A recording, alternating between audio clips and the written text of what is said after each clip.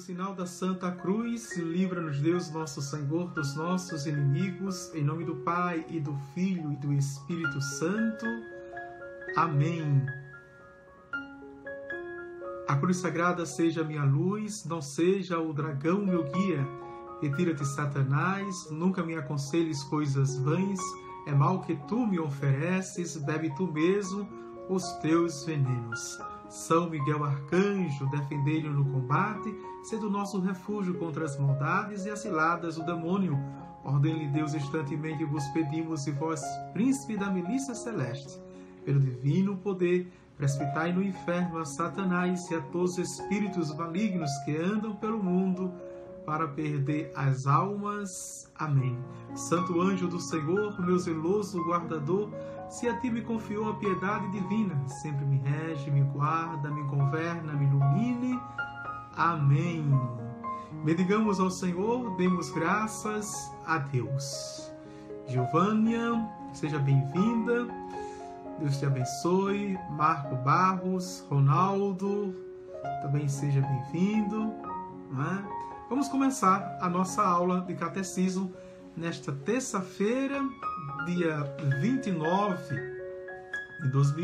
de setembro de 2020, do ano da graça do Senhor. Liturgicamente é o dia dos santos arcanjos Miguel, Gabriel e Rafael, que roguem por nós.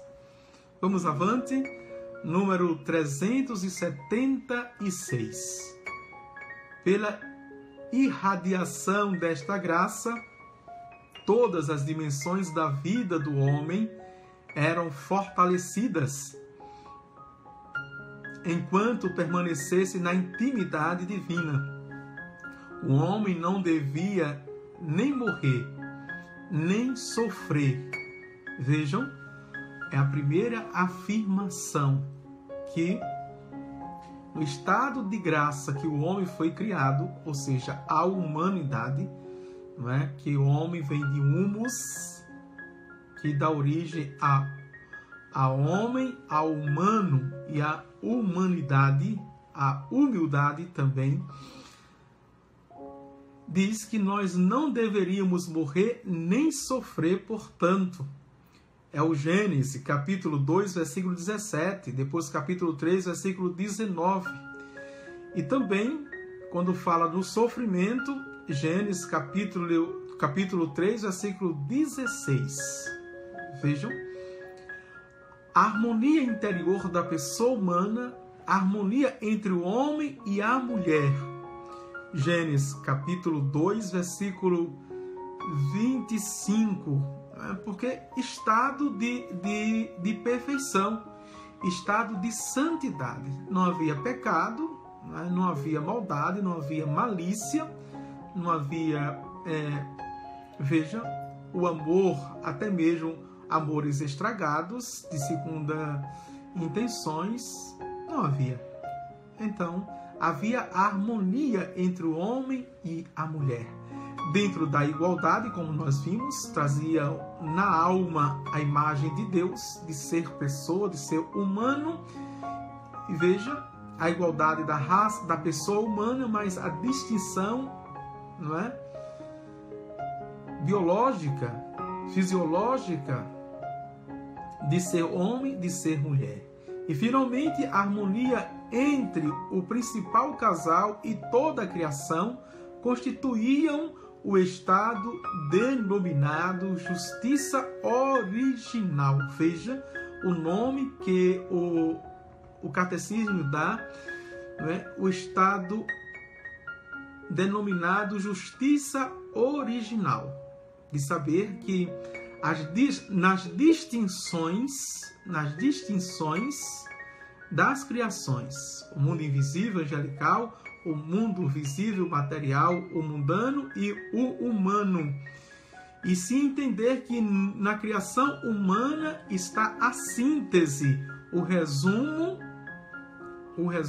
veja, e a suma de toda a criação. Número 377. O domínio do mundo que Deus havia outorgado ao homem desde o início realizava-se antes de tudo no próprio homem, como o domínio de si mesmo. Atenção aqui para essa frase, não uma frase apenas de efeito psicológico. Veja o que coloca a sagrada tradição, não é? Dentro do sagrado magistério. O domínio do mundo, veja, o domínio do mundo que Deus havia outorgado ao homem desde o início realizava-se antes de tudo no próprio homem como um domínio de si mesmo. Quem mais se autodomina, domina todas as coisas. Quem domina a própria criação, não é? A própria forma criatural que é do homem, domina todas as criações. Veja, todas as criaturas. Porque se nós somos a síntese e ao mesmo tempo o ápice de toda a criação, e todas as criações estão em nós, não é? O mundo mineral, o mundo vegetal, o mundo animal, veja, o mundo invisível, que nós somos alma e espírito, e o mundo visível como matéria, como carne, como psique. Veja. Deu para entender isso? Tá, não é? Muito bem. O homem estava intacto e ordenado em todo o seu ser, porque livre da tríplice concupiscência que o submete aos prazeres dos sentidos, a cobiça dos bens terrestres e a autoafirmação contra os imperativos da razão, é chamado aqui de tríplice concupiscência. Vejam, ou seja, os prazeres dos sentidos, a cobiça das coisas materiais terrestres e a autoafirmação pelo império da razão, da inteligência, não é? Vejam só, o homem estava livre dessa tríplice, não é? Que nos faz pecar, que nos leva à queda, concupiscência, ou seja, inclinação. O tempo todo nós estamos inclinados para estes pecados, que em última análise são as tentações que o diabo no deserto, não é? Tentou. Ele tentou tentar Jesus, mas não conseguiu, foi derrotado. Então, a tentação do ser, a tentação do ter, a tentação do poder. Vejam, nós, não é, trafegamos por estas tentações. Mais cedo ou mais tarde nós caímos. 378. O sinal da familiaridade com Deus é o fato de Deus o colocar no jardim. E aqui é interessante a concepção, não é? Que o fundamento bíblico é Gênesis, capítulo 2, versículo 8. Deus coloca o homem no jardim, o casal no jardim. Lá vive para cultivá-lo e guardá-lo, não é? O trabalho não é uma penalidade, mas sim a colaboração do homem e da mulher com Deus no aperfeiçoamento da criação visual. Atenção aqui para a teologia do trabalho, que não é uma teologia da enxada, como a teologia da libertação desenvolveu. A teologia do operário é a teologia da enxada. Não, mas é a teologia do trabalho e ganha uma conotação magistral quando diz que pelo trabalho o homem no sentido de humanidade, viu? Não é questão de gênero, porque só fala em homem, não fala em mulher, não. O homem na raiz etimológica, como eu expliquei, de humanidade. O ser humano é colaborador no aperfeiçoamento da criação visível. Tendo Deus criado tudo perfeito, mas esse que Ele criou tudo perfeito tem o seu desenvolvimento, tem a sua evolução, e o homem contribui com o seu trabalho na obra. Continua, Senhor, veja, teu projeto de amor em mim, a criação não terminou, tu continuas criador. É o salmista que reza, que pede na sua infinita, veja, sabedoria pela força do Espírito. É toda esta harmonia da justiça original prevista para o homem pelo desígnio de Deus, que será perdida pelo pecado de nossos primeiros pais.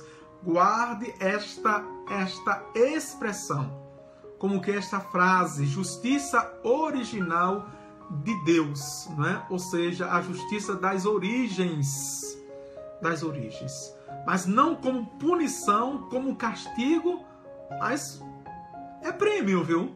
Aqui não é castigo, é prêmio que Deus dá, porque, veja, Deus, para nos refazer, para nos restaurar, mesmo com a queda que nós pecamos, por inveja de Deus, querendo ser Deus, Deus não nos castiga, mas nos premia com os nossos esforços, com o nosso suor, veja, com a nossa fadiga, o nosso cansaço, de colaborar com Ele na perfeição da criação das coisas visíveis, ou seja, do mundo material, da criação do mundo. É maravilhoso, né? Vamos avante. Agora vamos para o resumo deste parágrafo 6º, para entrarmos no novo parágrafo, o 7, que fala da queda. E depois vem os incisos, cada inciso, não é, um aspecto desta queda.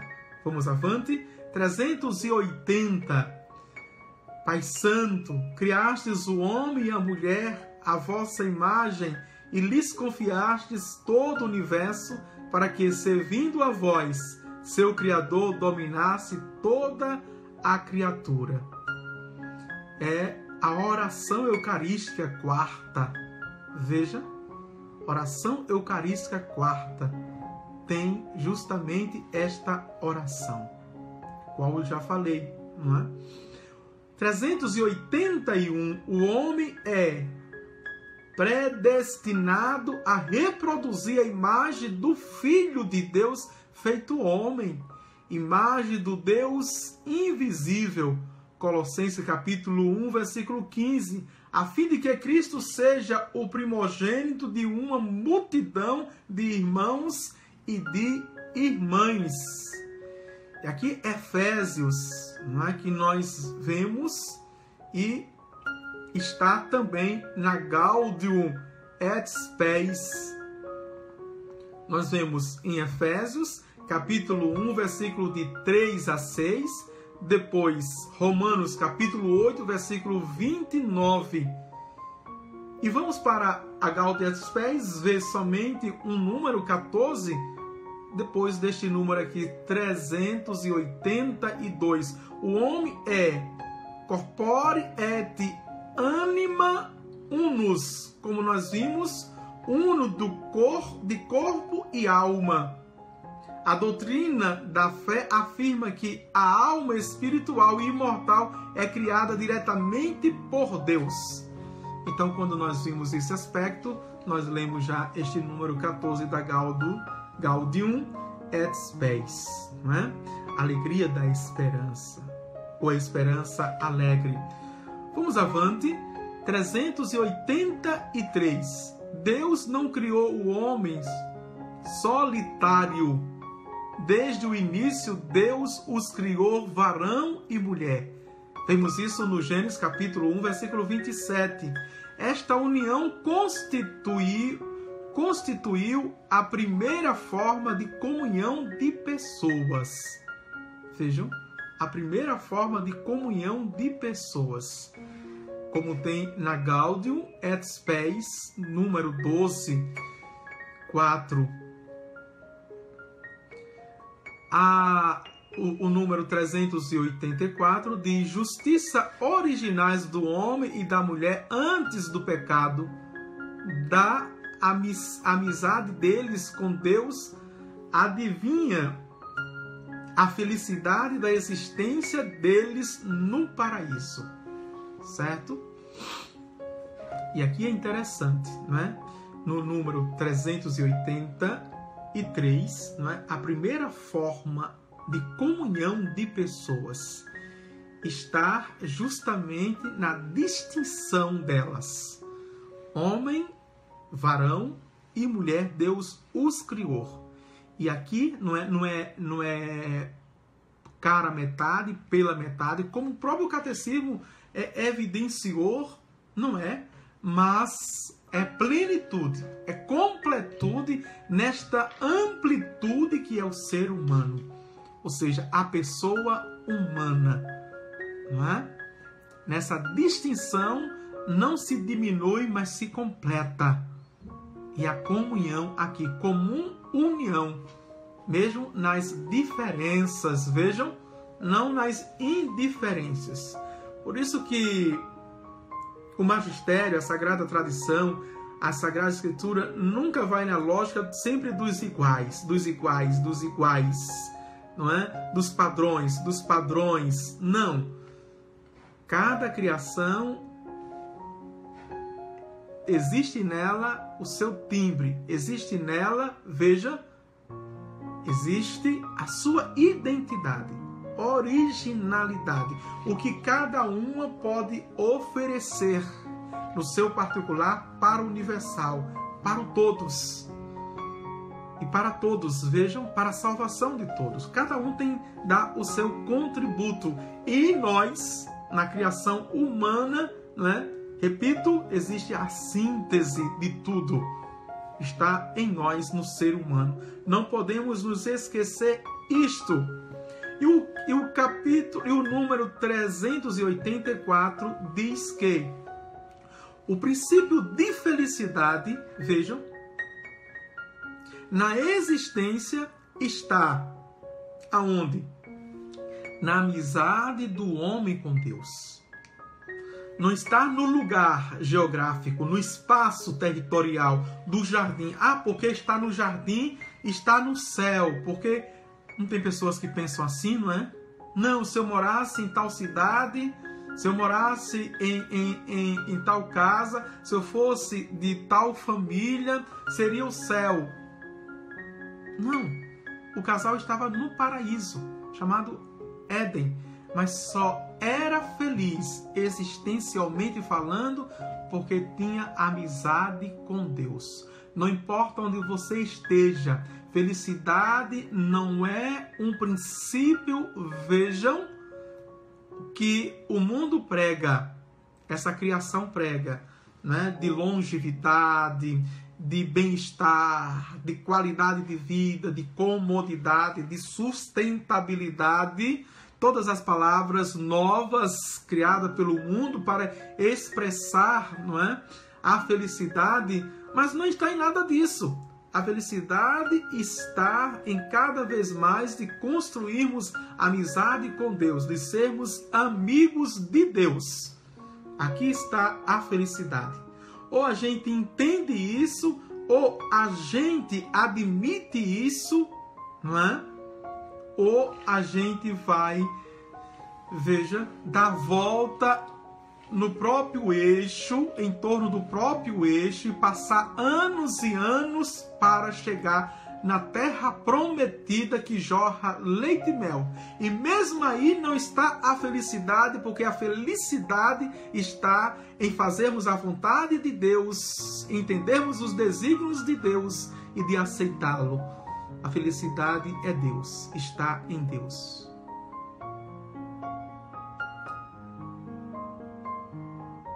É verdade, Caritas Moreira, não é? O mundo prega a felicidade no ter e não no ser. Enquanto a proposta do catecismo é no ser em Deus, amizade em Deus.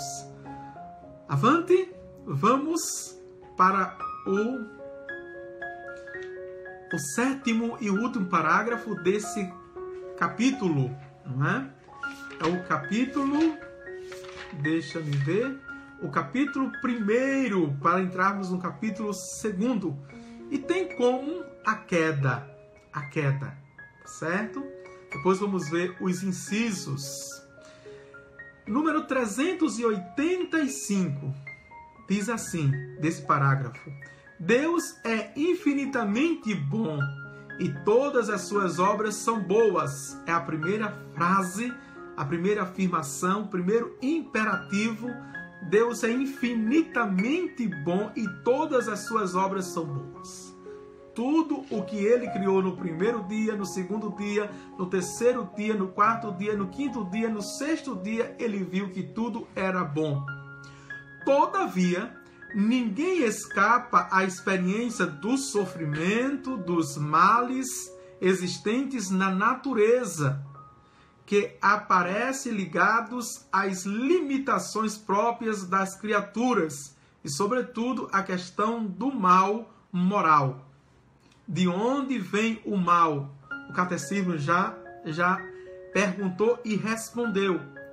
Eu perguntava de onde vem o mal e não encontrava saída, diz Santo Agostinho. Vejam, e a sua própria busca sofrida não encontrava saída, a não ser em sua conversão ao Deus vivo.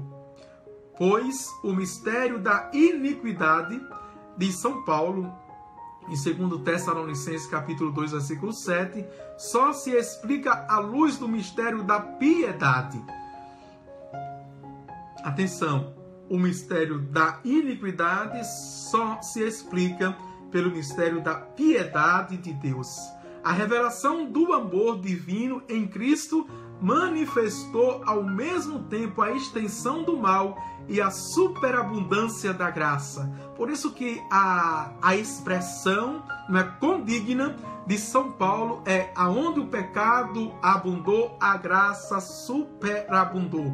Atenção, não podemos interpretar fora da igreja. Se interpretarmos fora da igreja essa primícia, vamos cair no erro de Lutero. Lutero disse: então se onde o pecado abunda, a graça superabunda. Então, quanto mais eu peco, mais eu tenho a graça. Não é assim, tá certo? É a piedade, a misericórdia, a compaixão de Deus por aqueles que são os mais fracos, por aqueles que são os pecadores. Jesus disse justamente isso diante dos fariseus: eu não vim, chamar os sãos, mas os doentes. Não vim para os que já têm remédio, mas para os pecadores. Portanto, sou eu, Padre Evânio, e você. Queremos estar debaixo da graça de Deus, ou seja, da piedade, da misericórdia, da compaixão de Deus, não é? Do que está sobre, ou seja, um super-homem, o homem que não reconhece, peca, mas não reconhece as suas fraquezas. Avante! Precisamos, pois, abordar a questão da origem do mal, fixando o olhar de nossa fé naquele que, veja, e só ele é o vencedor do mal. Aqui é interessante que Lucas capítulo 11, versículos de 21 a 22, depois João 16, 11 e 1 João 3 e 8 vai fundamentar aquele que venceu todo o mal e convenceu o mal na cruz. Na cruz. Quando o crucificaram, o diabo que o tentou durante toda a sua vida aqui no mundo, pensando que dando a cartada final, que era a tortura da cruz, ia derrotar de uma vez por todas Jesus Cristo. Mas, como João diz, chegou a hora dele de glorificar o Pai, se deixando, morrer pelas mãos dos homens para os salvar. Pai, perdoa-os. A primeira frase da cruz das 7. Pai, perdoa-os, porque eles não sabem o que fazem. Vejam que maravilha. E diante daquele dídimo, o bom ladrão diz: Senhor, lembra-te de mim quando chegarem no paraíso. O que ele diz? Hoje mesmo estarás comigo no paraíso. Vamos para o primeiro inciso, onde o pecado abundou, a graça superabundou. Vamos aprofundar mais esta frase que nós vimos que está em Romanos capítulo 5, versículo 20. A realidade do pecado. Já estamos no número 386. O pecado está presente na história do homem. Em toda a história do homem, o pecado está presente. Segundo a sua cultura, segundo a sua civilização, segundo a sua compreensão, segundo a consciência de cada sociedade. Seria inútil tentar ignorá-lo ou dar a esta realidade obscura outros nomes. Vejam aqui, vejam como o catecismo da Igreja Católica, primeiro, é realista, tem os pés no chão, mas ao mesmo tempo conhece o mundo, todas as civilizações, todas as culturas, e sabe que cada religião, não é? Cada cultura dá um nome diferente. Mas o catecismo diz: é inútil diante dessa realidade obscura dar outro nome, se não for o nome teológico de pecado. Para tentarmos compreender o que é o pecado, é preciso, antes de tudo, reconhecer a ligação profunda do homem com Deus. É a partir daí, pois fora desta relação, o mal do pecado não é desmascarado em sua verdadeira identidade de recusa e de oposição a Deus, embora continue a pesar sobre a vida do homem e sobre a sua história e sobre toda a história. Mas não é de cabeça para baixo que a gente coloca o crucifixo, não, viu? É de cabeça para cima. Então, o homem sem Deus, o homem sem amizade de Deus, o homem sem relação com Deus e a Deus, ele não vai ter noção, não vai ter consciência de pecado. Não é a partir do próprio pecado que eu tenho a consciência dele mesmo, mas é diante de Deus, da santidade, da bondade, da misericórdia que eu tenho a consciência do pecado. Misericórdia, Senhor, pois pecamos, disse Davi, no capítulo 50 do Salmo, quando ele, não é, embebeceu o Urias, o seu soldado, para deitar com a esposa de Urias. Deus levanta o Natanael, não é, que é o profeta, para dizer a ele. Vejam.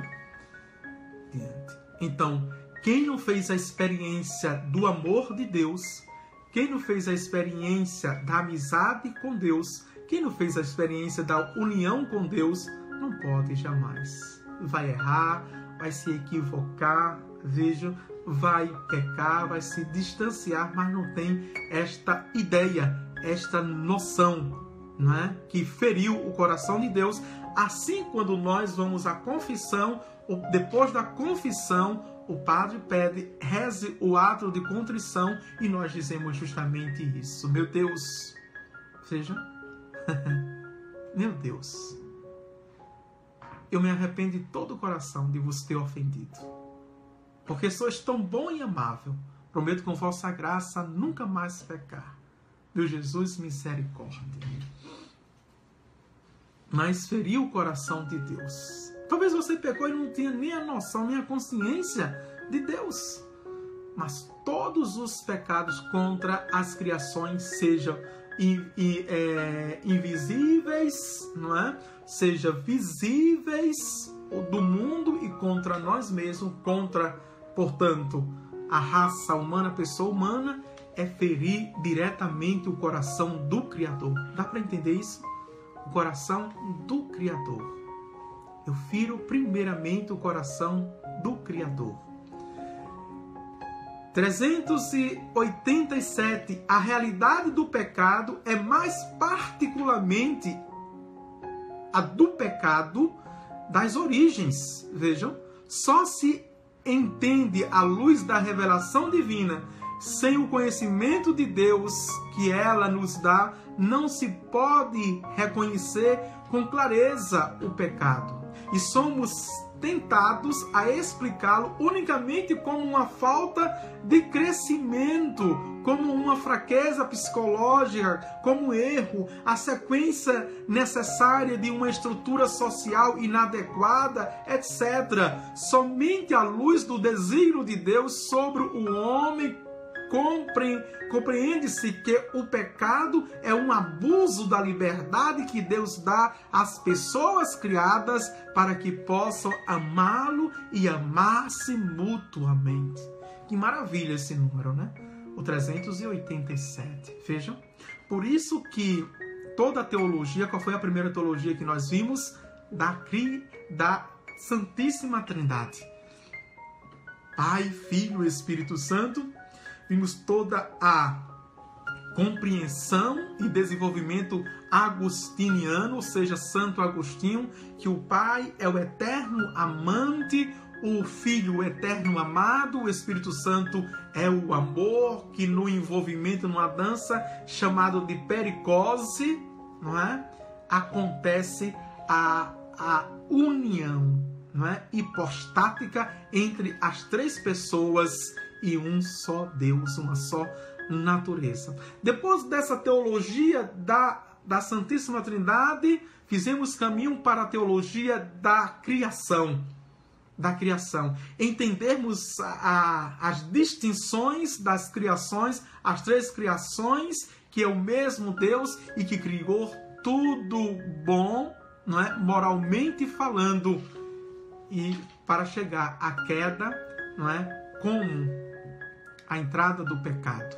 Vejam, e aqui está dizendo justamente isso, que por sermos as criaturas mais elevadas das criações, vejam, Deus colocou tudo em nossa mão e em nossas mãos, portanto, vejam, e colocou dentro de nós algo que não colocou em nenhuma outra criação, a não ser a angelical, que é dotada de inteligência e de vontade, mas colocou também em nós inteligência, vontade e liberdade. E com essa liberdade nós não sabemos,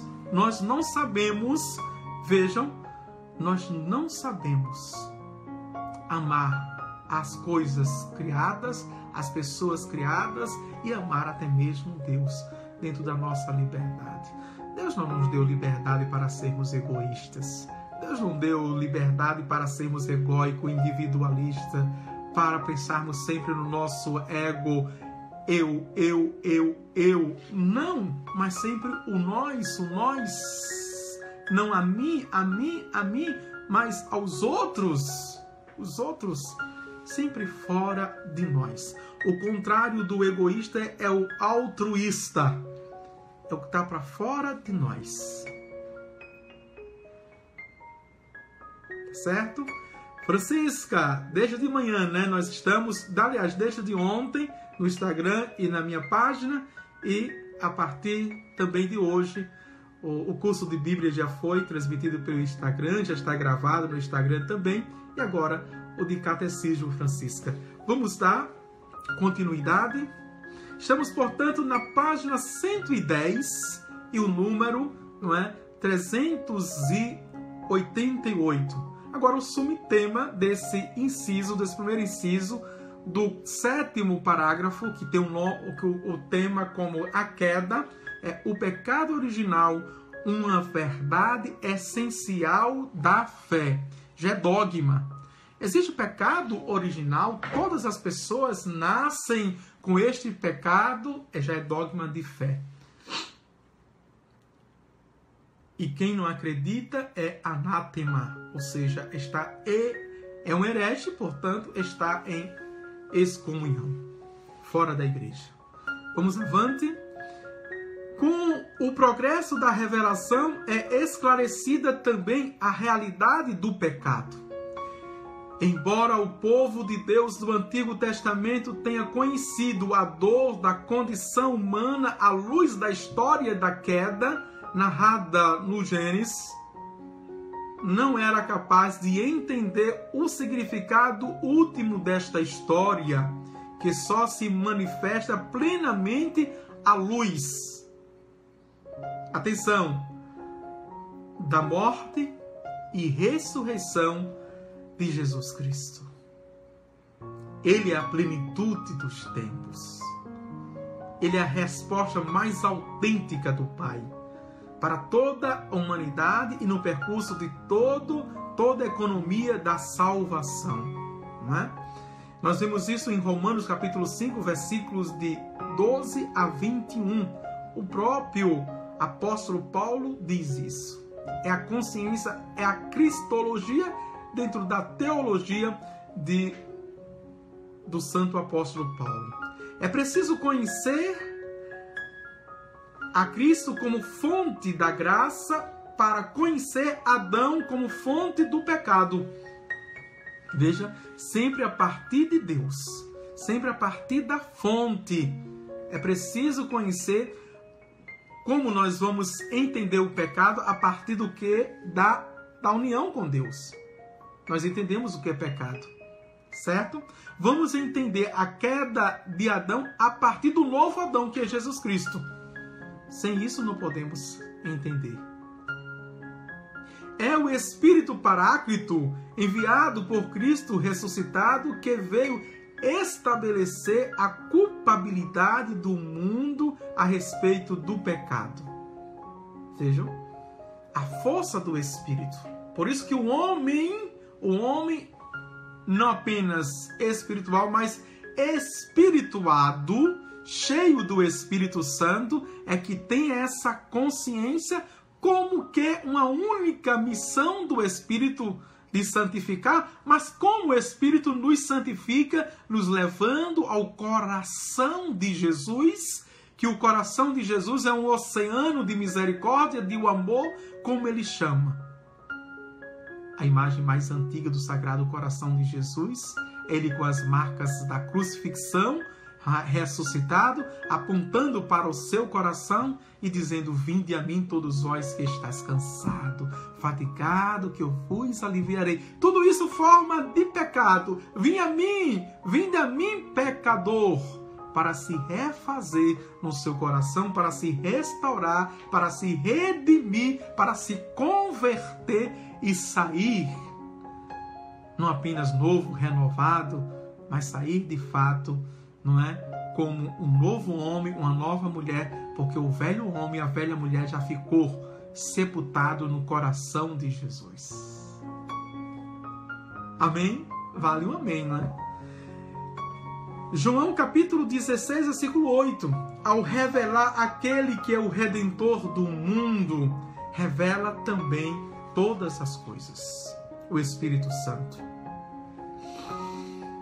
Número 389.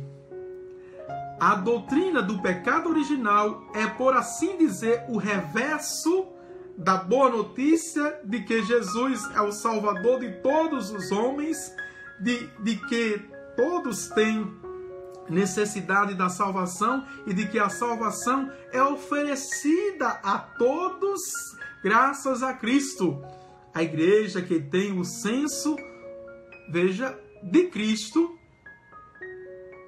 sabe perfeitamente que não se pode atentar contra a revelação do pecado original sem atentar contra o mistério de Cristo. Que maravilha! Na plenitude dos tempos, no arco salvífico, na economia da salvação, só entendemos o que aconteceu na origem a partir da nova aliança que foi feita no sangue precioso do nosso Senhor Jesus Cristo. Vejam, só a partir daí, não é?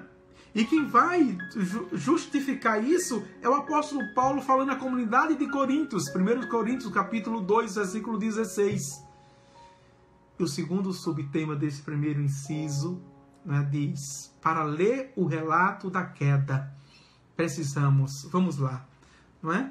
Apenas em um número, viu? 390. O relato da queda, que está no capítulo 3 do livro do Gênesis, utiliza uma linguagem feita de imagens, mas afirma um acontecimento primordial, um fato que ocorreu no início da história do homem. E aqui é interessante, não é? Agaldo et Spes, número 13, que vamos ver aqui. Deixa eu terminar esse número, mas vamos abrir para lê-lo, que diz assim: a revelação dá-nos a certeza de fé de que toda a história humana está marcada pelo pecado original cometido livremente por nossos primeiros pais. Cometido livremente, vejam, livremente. É o Concílio de Trento que diz isso, não é? Está no Danzig, no número 1513. O Pio XII, em Humani Generis, ele fala, não é? Também o Danzig, 3897. O Paulo VI, no discurso de 11 de julho de 1966, bem pertinho.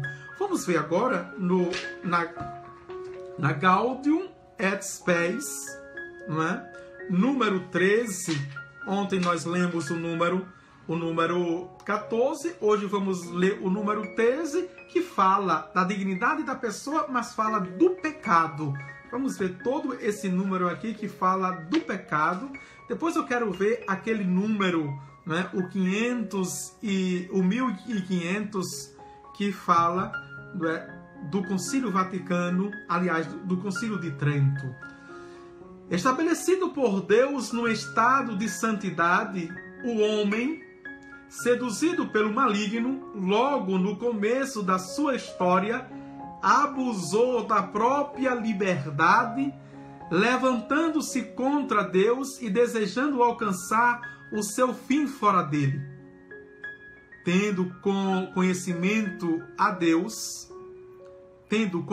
a Deus, não lhe prestou a glória a ele devida, mas obscureceu-se o seu coração insensato e serviu a criatura, preferindo-a ao Criador.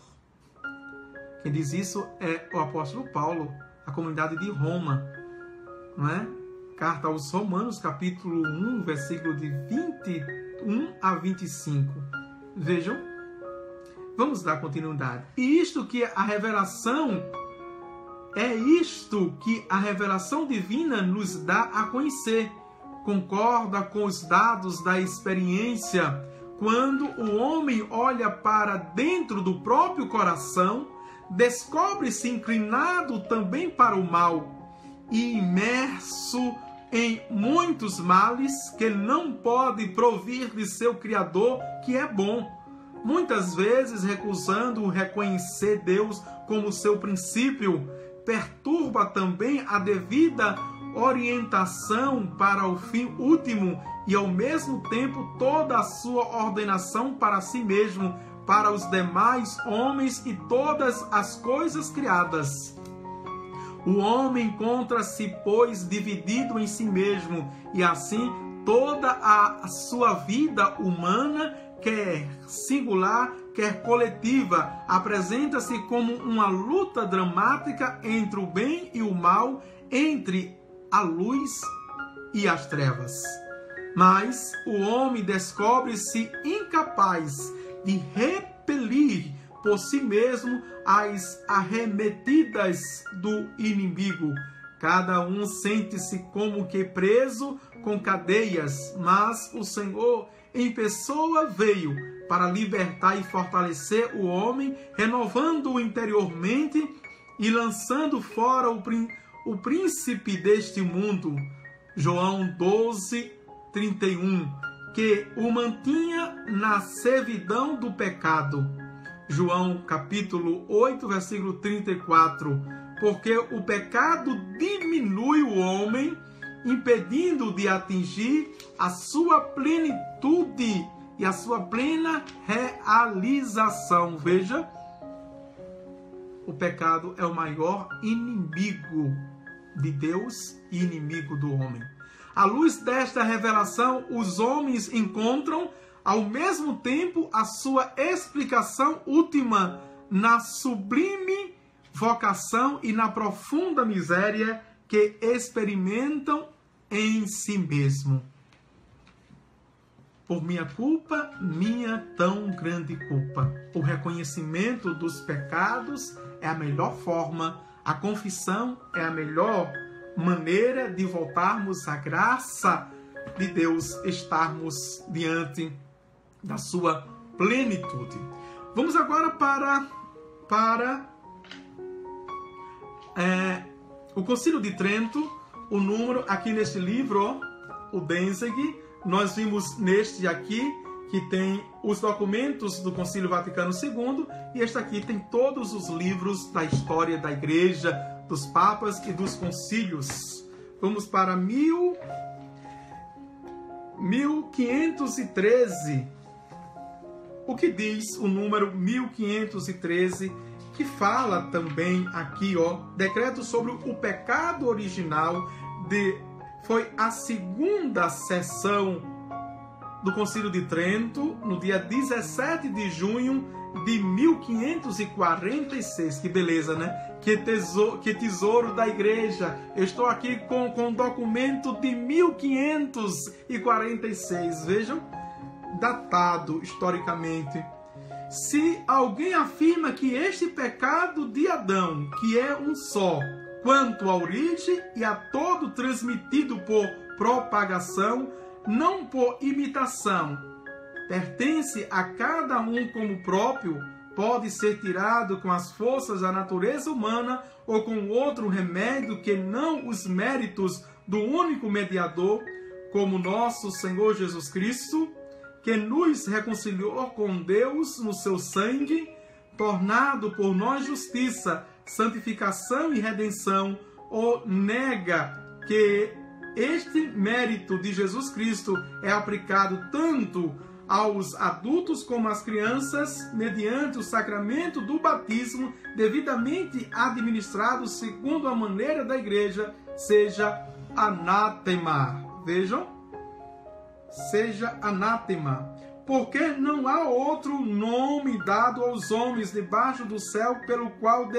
devamos ser salvos. Daí esta palavra: eis o Cordeiro de Deus que tira o pecado do mundo. E a outra: todos vós que fostes batizados em Cristo, vos revestistes de Cristo. Gálatas capítulo 3, versículo 27. Veja o que diz o Concílio de Trento, não é? Foi um concílio doutrinário e, portanto, não é? Estabeleceu as normas, as doutrinas dos sacramentos da fé. O que diz? Não é? Se tem que batizar, não é? Como a Santa Igreja diz, então é para, de fato, a validade e a laicidade, como diz o Código de Direito Canônico. Eita, que tanto livro para a nossa aula, né? Código de Direito Canônico, quando fala do batismo, vejam. Então, batizar validamente e licitamente é batizar em nome do Pai e do Filho e do Espírito Santo. Depois, todos os ritos complementares, como tem no rito, não é? Do batismo. Batizar. Então, este batismo, não é? Apaga o pecado das origens ou o pecado original, que todos nós já nascemos na queda, tá certo? Já nascemos caídos, portanto. E porque tu queres ser maior do que os outros, porque já caíste, já nasceste caído? Deus é que te levanta. E se Deus te levanta, já nascemos no fundo do poço, meu irmão, minha irmã, não é? Veja, se Deus te levanta, também tu deves estender as mãos para aqueles que caem também. Por isso que o apóstolo Pedro diz: cuidado com quem está de pé para não cair.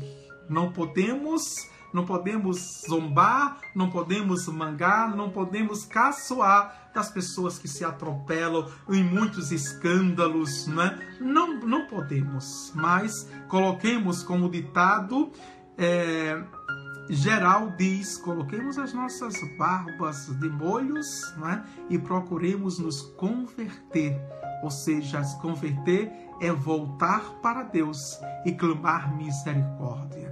É se prostrar na sua presença e colocar o rosto em terra, no chão, e pedir: Senhor, pelas minhas forças eu não fico em pé, mas pela tua graça tu me sustenta. Amém? Então vamos ficar por aqui, não é? Vamos ficar neste pecado original. Qual foi o número que nós ficamos? Pronto. O segundo inciso, estamos no segundo inciso, a queda dos anjos. Amanhã vamos ver a queda dos anjos. Hoje vimos a queda dos homens, amanhã vamos ver a queda dos anjos. Depois, em si, o pecado original. Como se constitui o pecado original. Certo? Obrigado a todos que estão me acompanhando no Instagram, também que estão na minha página. Deixe os seus comentários aí, não é? Se você está gostando, quem está na minha página, curta e compartilhe, não é? E comente. Quem ainda me segue no Instagram e não me segue na página, pode me seguir lá também na página.